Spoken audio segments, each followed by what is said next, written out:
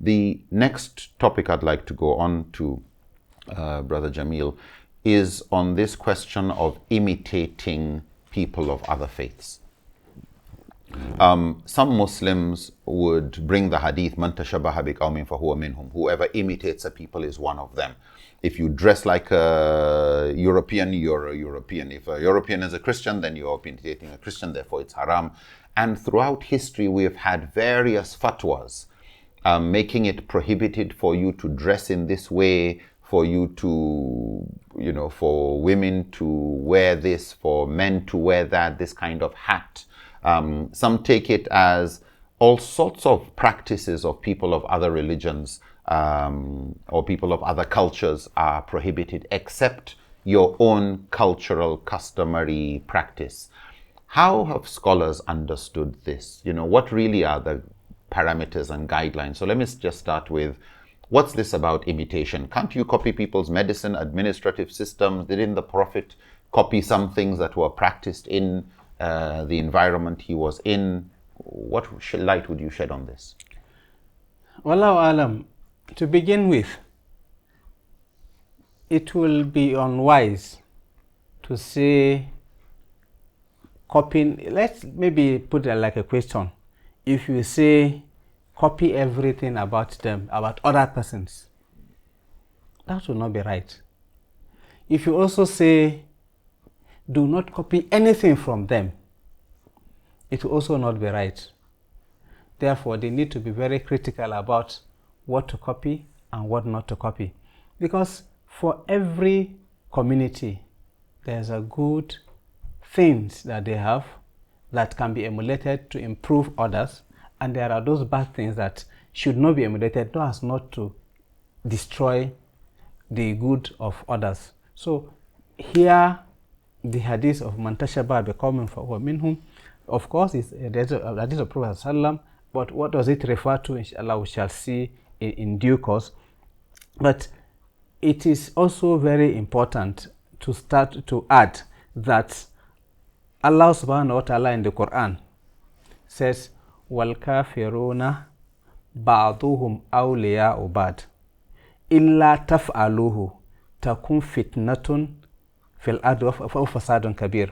That the non-Muslims, the kuffars, they among themselves are allies of one another. If you do not imitate that, then you will become trials and tribulation, and you will become like a destruction to yourselves on earth.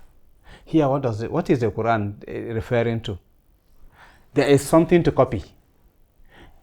Clearly, he said, non-Muslims, kuffars, are allies to one another.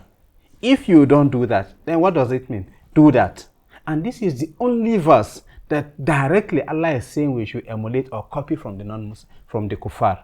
So the issue of, and that's even, it's using terms that make it clear, yes, they're even hostile. Yes, not just not yes, because we have said in the passage, kafir mostly are those who are hostile. Now, but if you look at that, I think even if we stop there, it would have said it is not a blanket judgment that you don't copy anything. So critically, and we'll look at now the exemplary life of Prophet ﷺ and his companions. How did he live and what did he do? For instance, Prophet ﷺ asked some of his companions to, in fact, let me just say another hadith that Prophet ﷺ encouraged and was trying to say, he said, any one of you who is able to learn 7 different languages, and he mentioned the status that person would have attained. So you see, 7 different languages. Of course, we agree that the Arab, the Prophet's language and his companions that were close to him were Arabs. So if you are going to learn the language of others, what do? You are going to imitate them. And again, he says, "Man alima logata qaumun amina min makrihim." If you understand the language of others, you'll be free from their harm. So if you do all of this, you can't learn my language without imitating what I'm saying. So it is not about just completely closing the door that you cannot imitate anything from a non-Muslim, but it has to be that which is bad that you should not imitate. So we also know that there are people who were Arabs and they were not Muslims, but they had their systems of doing things. And when Prophet ﷺ came, he didn't change that. For instance, in transaction, there were various forms of transaction that were like the Mudaraba, Muraba'a, Salam, and the rest that today are in Islamic finance were practiced even by the Arab Jahiliyyah. But because it does not contradict and it is clear that it is about business transaction that encourages profit sharing and loss sharing and the rest, then it's also emulated and it's adopted as part of the Sharia. So and of other customs, like if we ask turban that Muslims use, it was not started by Prophet ﷺ. He met the non-Muslims tying turban in the Arab Peninsula, and it's just a culture, and it is taken, and Muslims are doing that. So there are a lot of things, even to us, our kind of dresses. If today say, okay, the hat, like you said, maybe a face cap or like that, it's because, or a necktie is used by the Europeans, and the Europeans, let's just accept that majority are non-Muslim. So tying a necktie would then be that you are imitating a non-Muslim. It wouldn't hold water, because the dresses we're also using were used by people before us who were non-Muslims. So what makes this Islamic and makes that non-Islamic? Of course, let me just round up this way, that one needs to be very critical about what do I copy and what do I not imitate them from. But clearly, if it is their act of worship, then you are not of their faith. You don't worship in the form they worship. There is no controversy about, but their custom, their languages, their food.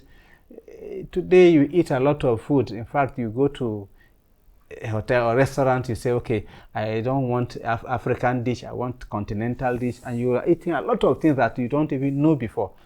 And would you say I've eaten haram? No. Even the African dish, where did it come from? Okay. so all of this is, so it is not true that Muntashaba becoming means everything about the non-Muslim, but those acts of their worship that they do in their own form of worship, you don't do that. Like bowing to idols and rest, you don't imitate them. And this is very clear.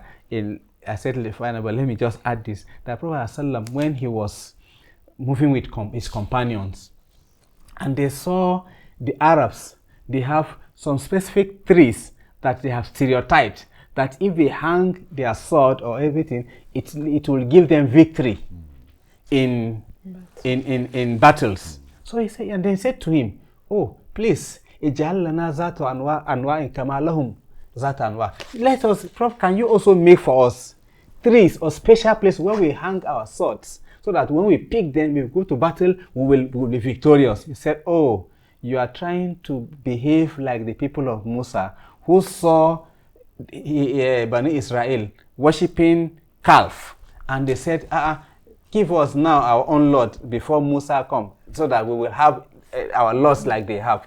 He said, no, you don't copy such thing. So you can see specific.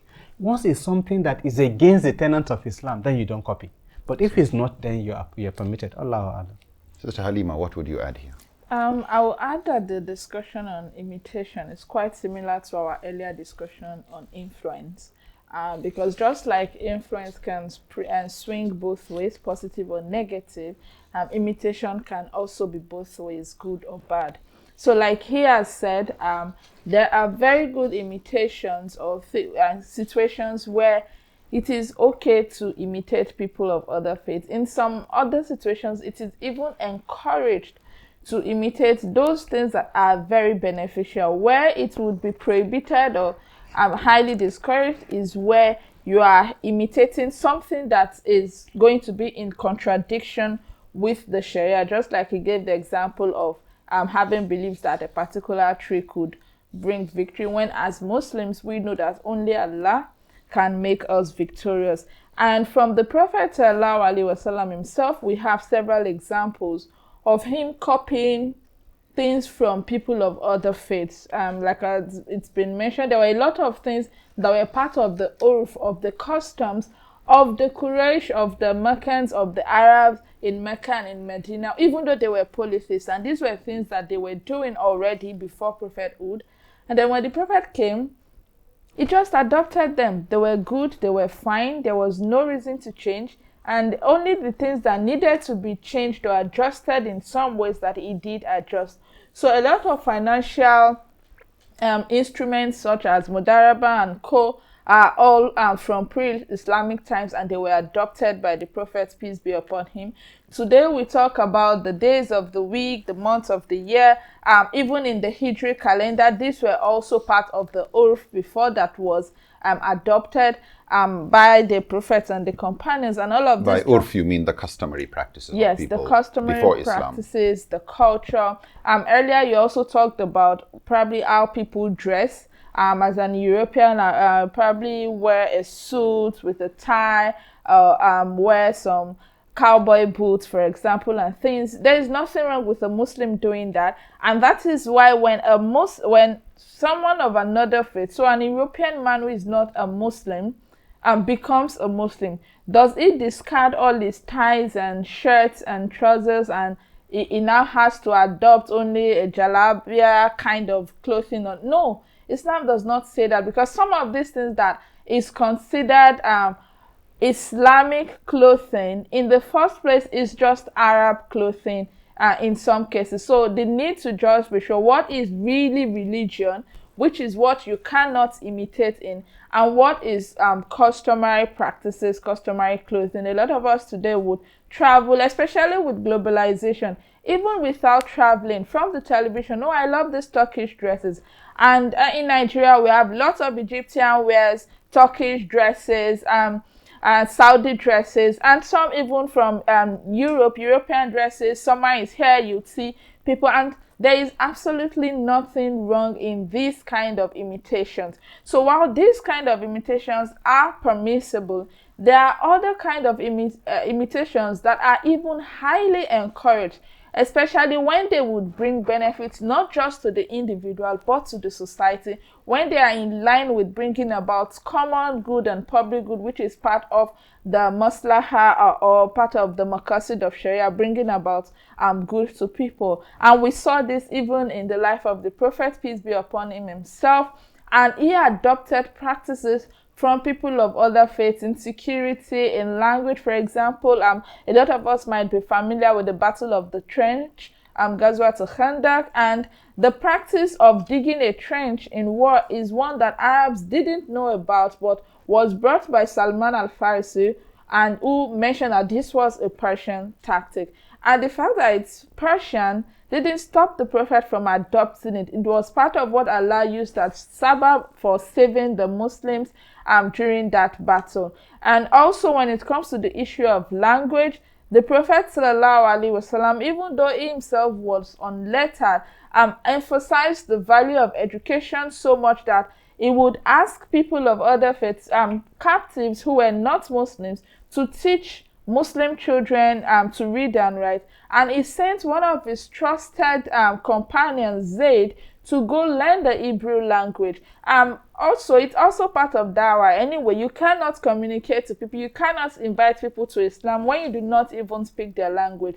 So this, in some cases, it might even be fard kifaya for an individual to learn a language, imitate some people in that sense, because it is a prerequisite for that individual to be able to do dawah and invite these people to the doing of good. So in agriculture, in medicine, in food, like you mentioned, in technology, we are encouraged as Muslims to continue to imitate these global best practices and adopt practices from other places that are good, that are beneficial, that would help us to be able to better manage our society and also to live a better life. So this basically just shows, as he has also said, that when it comes to the issue of imitation, what is prohibited is imitating people in their religious affairs or religious ways.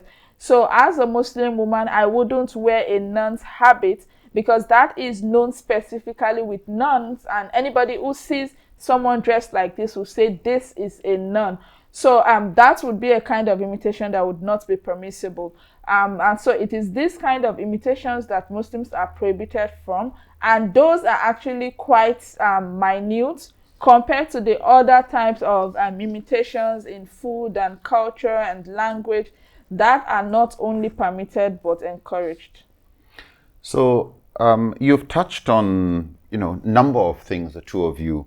We don't imitate people in things that identify them as religious. So as you gave the example of a nun, so I guess wearing a crucifix or having the kind of collar that a priest would have, or dressing in a Buddhist monk's type of dressing or attire. So copying people in those things that identify their religion would be considered prohibited. I guess we also have hadith where the Prophet ﷺ said, Haliful Yahud, distinguish yourselves from the Jews. In other places, exactly. Pray with your slippers, because they don't pray. So you can go into the mosque with your slippers. Good. Just to differentiate act of worship. So in other words, where praying with shoes off was a Jewish practice, the Prophet encouraged Muslims, pray with your shoes on. In other words, distinguish yourselves. But then I guess, as other scholars have no problem, if the reason why you're taking your shoes off is because you don't want to dirty the carpet, then you're not imitating others. It's not a mandatory thing. Yeah, but not to view wearing shoes as if it is prohibited from the point of view of the Quran and the Sunnah. So you've mentioned various things. So no blind imitation of people and their ways, no copying them in anything that contradicts the Quran and the Sunnah. By way of summary, what would you describe as criteria for what you can imitate and what you can't imitate? You've given examples that certain things, customary practices, urf, even, is a secondary source of law. People's customary practices are things that Sharia actually accommodates to be absorbed. So what would you consider criteria that people in a more globalized society, where we are meeting people from every culture, every tribe, the Quran tells us to travel the earth to know each other better. What's the criteria for what you can take and what you cannot take? Just by way of wrapping up. Yes, like we've mentioned, one of the basic and most popular maxims in Islamic jurisprudence is that of al-aslu fi al-ashiyai al-iba'a, which means that the basic premise with regards to things is that of permissibility. So everything is permissible except what is prohibited, which would mean that everything about imitation is permissible except what is prohibited. So then the next question is, what is prohibited with regards to imitation? So it is prohibited for Muslims to imitate people of other faiths in anything that contradicts the teachings of Islam. So there are a lot of there are some injunctions and rulings, some acts that are either encouraged or prohibited for Muslims to engage in, but such prohibition do not apply to people of other faiths. And in this case, a Muslim would not imitate people of other faiths in that. So for example, Muslim men are prohibited from wearing silk. No matter how beautiful a silk suit, for example, would be, even an European Muslim man would not wear it, even though it is generally part of the clothing of his own culture.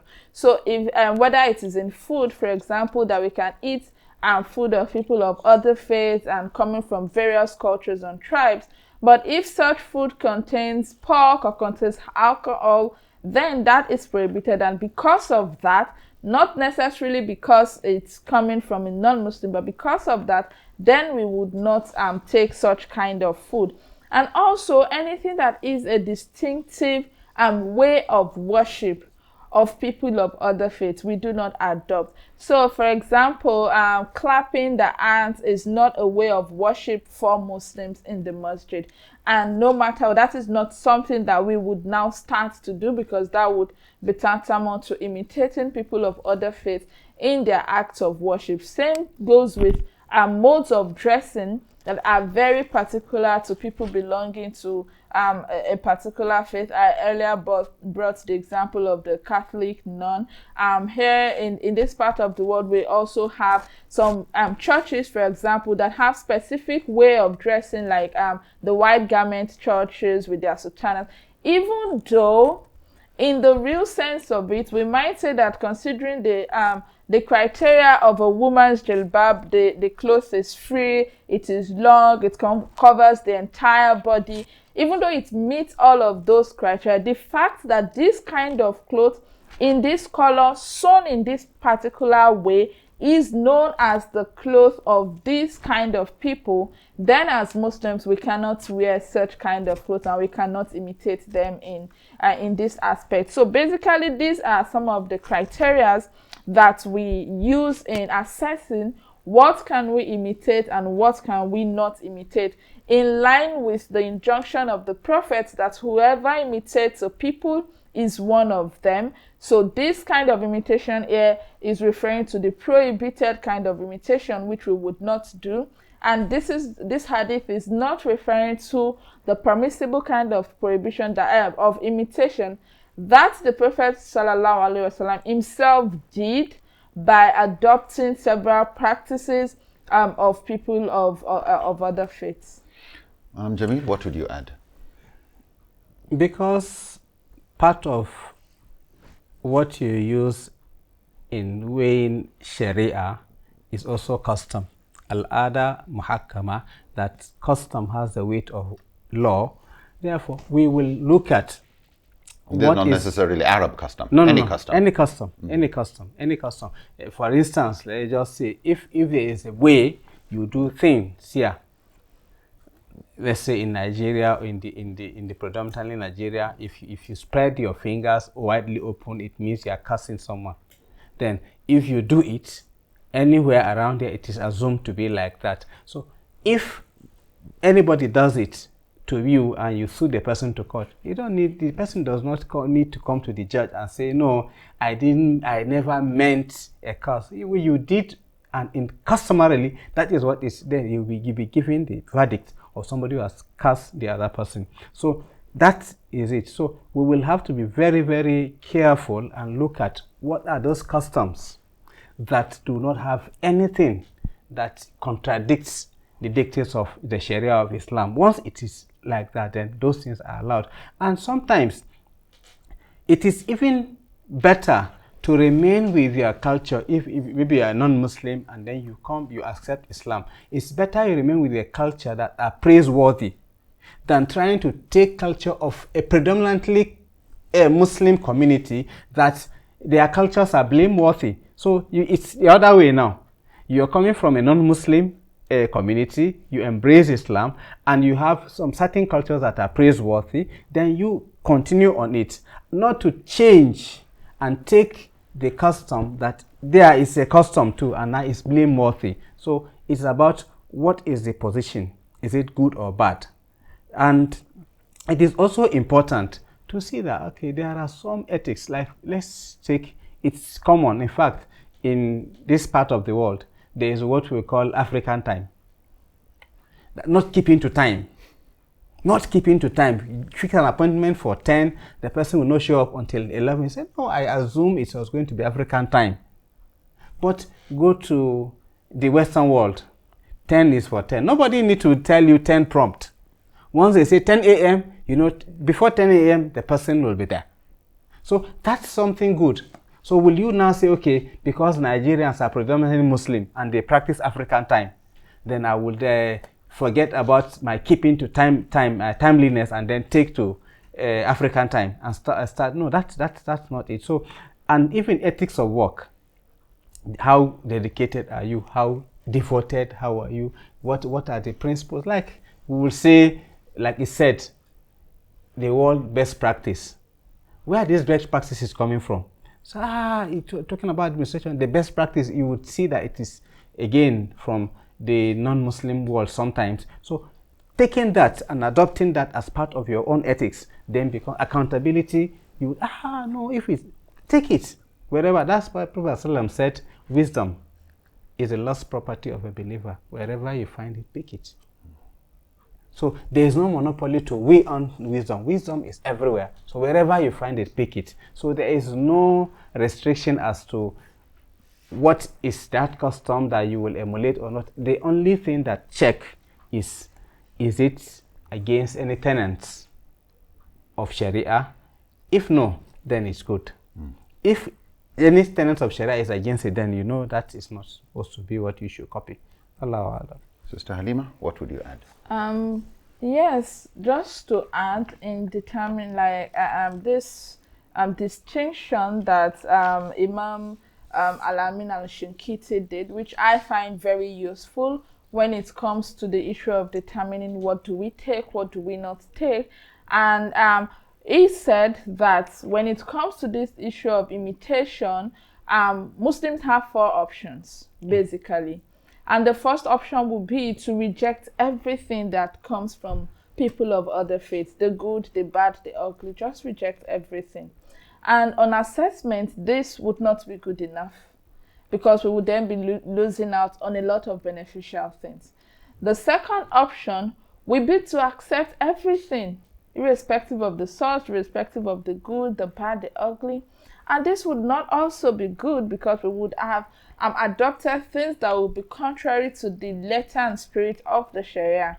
And then the third option is said would be to accept the wrong, the bad, the evil of it, and then to reject the good of it. And of course, this is absurd. How would you take what is bad and leave what is good when Muslims are even enjoined to enjoin what is right and forbid what is evil?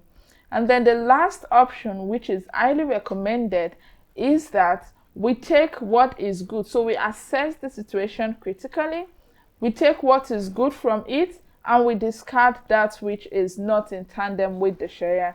So when, depending on your context, because there would be different issues that Muslims would have to deal with in relation to determining, okay, this is not part of Islam as much as I know. Should I be able to do this? Should we be able to adopt this? And this serve as a 4-way test to determine what do we take and what do we not take. We take the good of it that is in line with the Sharia and that brings about good and benefits, and we discard that which is evil from it.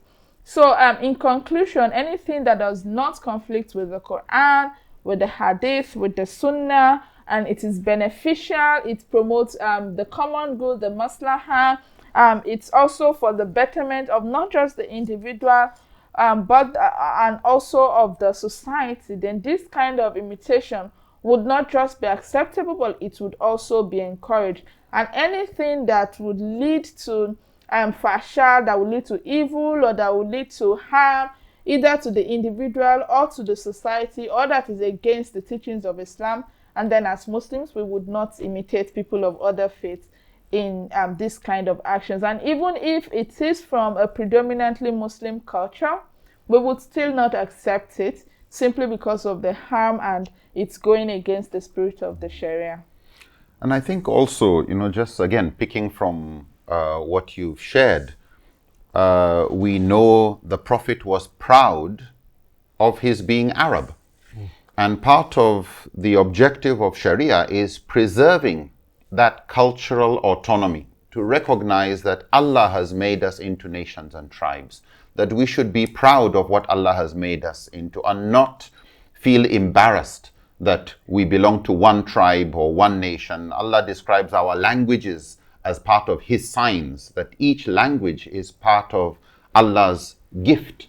So just as I am proud of my family, but I don't look down upon others, I'm proud of my culture, I'm proud of where I come from, I don't look down upon others. And part of what Sharia is interested in is in protecting that. And so no blind imitation of others. And since the Quran and the Sunnah require us to, as you brought the legal maxim, recognize the weight that our customs have, when it says al-ada muhakkama, that custom has the weight of law, that my own urf, my own ada, my own cultural, customary practice is endorsed by Sharia, and it should be protected against cultural imperialism of others, whether that is Muslim majority cultures, whether it is Hausa, whether it is Malay, whether it is Arab, whether it is Persian, whether it is Pakistani, whether it is Fulani or any of these others. I think part of this prevention of imitation is not to just have an attitude of looking down upon what is good in the diversity that Allah has created,